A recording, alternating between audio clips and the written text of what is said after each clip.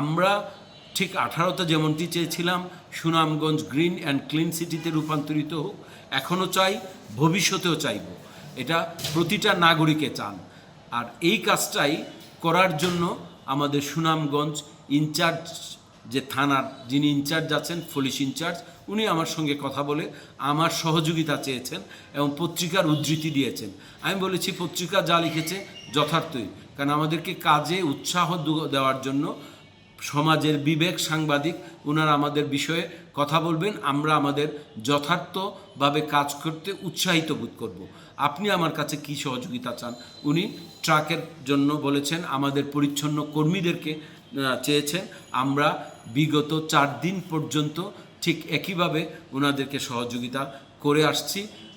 জানি না এরপরে কতদিন এটা থাকবে এবং প্রশাসন যিনারা পরিষ্কার পরিচ্ছন্নতায় অগ্রণী ভূমিকা পালন করছেন তারা কতদিন এই কাজটা চালিয়ে যেতে পারবেন।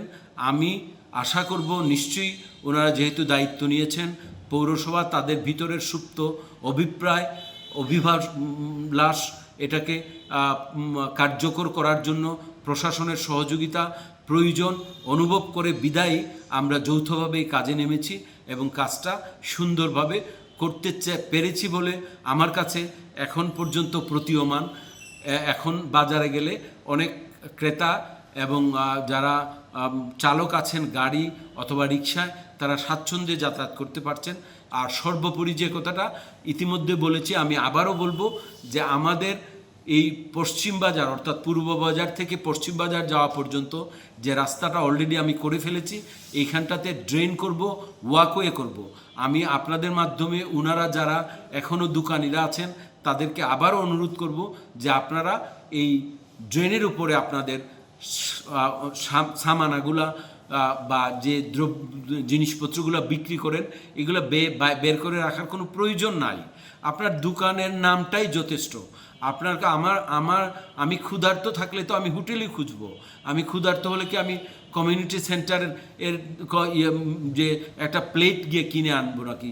নিশ্চয়ই না। আমি কি খাবার দোকান খুঁজবো। এত খাবার দোকান খুঁজতে গেলে খাবার দোকানের হাঁড়ি পাতিলটা বাইরে বের করে দেওয়ার কোনো প্রয়োজন আছে বলে আমি মনে করি না কোনো দোকানেরই।